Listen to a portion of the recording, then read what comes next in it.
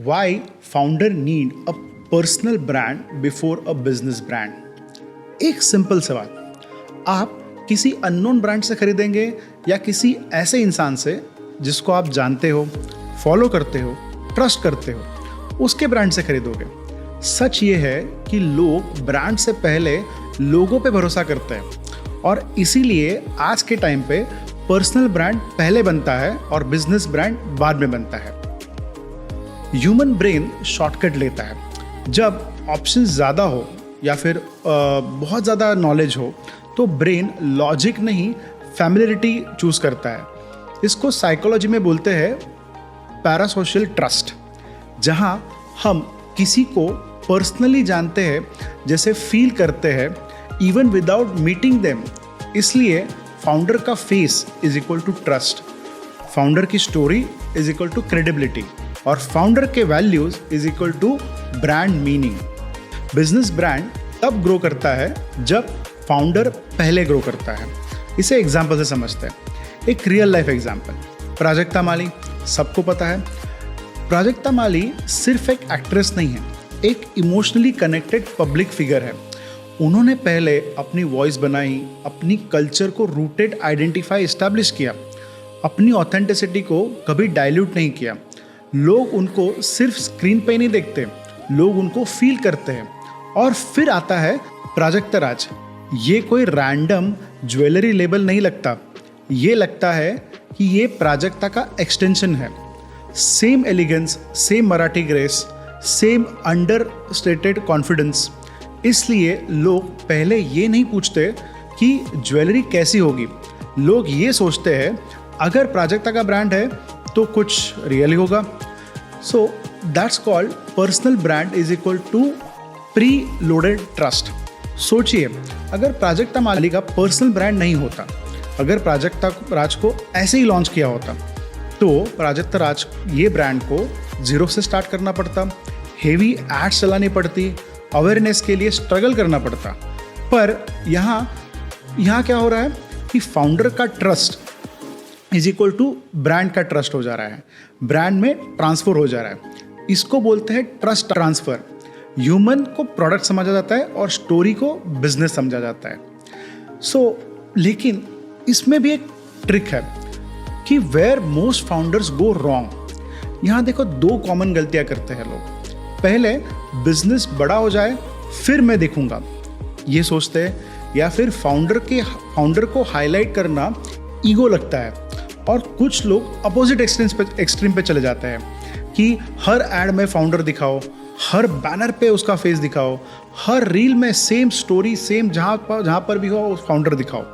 But ये दोनों extremes गलत है। डोंट ओवरसेल योर फाउंडर और डोंट ओवरसेल द फाउंडर, ये सबसे इंपॉर्टेंट बात है। पर्सनल ब्रांड बनाना ज़रूरी है, लेकिन पर्सनल ब्रांड को प्रोफेशनल ब्रांड पे थोपना नहीं चाहिए। वो उसको ब्रांड सुसाइड कह सकते हैं हम लोग। ब्रांडिंग का एक यूनिवर्सल रूल है, ओवर एक्सपोजर किल्स एस्पिरेशन।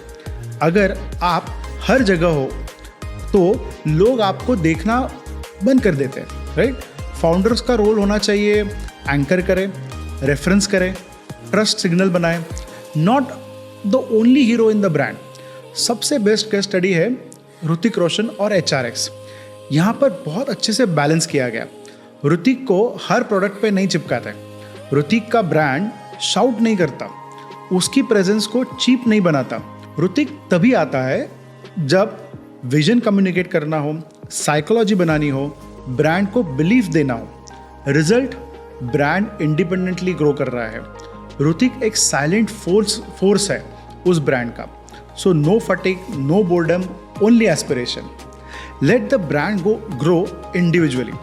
जब आप एक पर्सनल ब्रांड से बिजनेस बना रहे हो तो एक चीज़ याद रखो, ब्रांड को अपनी पहचान भी बनाने दो। आपकी प्रेजेंस कब होनी चाहिए? शुरुआत में आगे रहने के लिए, डायरेक्शन देने के लिए, फिर धीरे धीरे स्टेप बैक करना चालू कीजिए ताकि प्रोडक्ट स्पॉटलाइट में आ जाए, डिज़ाइन बोलने लगे, साइकोलॉजी दिखे। फाउंडर हमेशा फ्रंट स्टेज पे रहा तो ब्रांड कभी स्टार नहीं बन सकता। Business brand is equal to sealed version of founder. सच यही है, personal brand is equal to soul and business brand is equal to system. Example ले लो, Elon Musk is equal to Tesla, Deepika Padukone is equal to 82 degree, Ritesh Agarwal is equal to OYO, Prajakta Mali is equal to Prajakta Raj. सबके pattern same है। Founder पहले belief create करते हैं, brand उस belief को scale कर देता है। देखिए, personal brand is a long term asset. Product change होंगे, मार्केट शिफ्ट होंगे, ट्रेंड्स फेड होंगे, लेकिन पर्सनल ब्रांड हमेशा रह जाता है। आज प्राजक्ता राज ज्वेलरी है, कल कुछ और हो सकता है, पर प्राजक्ता माली का ट्रस्ट हर फ्यूचर बिजनेस के साथ जाएगा। Founder brand is compounding asset. Founder brand हमेशा एक कंपाउंडिंग इफेक्ट क्रिएट करता है। आस्क योरसेल्फ दिस एक ऑनेस्ट क्वेश्चन, अगर कल आपका बिजनेस बंद हो जाए, क्या लोग आपको फॉलो करते रहेंगे? अगर जवाब नो है तो पर्सनल ब्रांड अभी बना ही नहीं है। और जब पर्सनल ब्रांड नहीं होता, हर नया बिजनेस जीरो से स्टार्ट होता है। सो याद रखिए, लोग पहले आपको खरीदते हैं, फिर आपके प्रोडक्ट को। प्राजक्ता माली ने पहले अपनी पहचान बनाई, फिर प्राजक्ता राज उसका एक नेचुरल आउटकम बना। और जो फाउंडर्स ये बैलेंस समझता है, वो सिर्फ ब्रांड नहीं बनाता, लीगेसी बनाता है। और ऐसे ही नॉलेजफुल वीडियोस को मैं हमेशा लाते रहूँगा। तो प्लीज़ मेरे चैनल को लाइक करें, शेयर करें और सब्सक्राइब करें।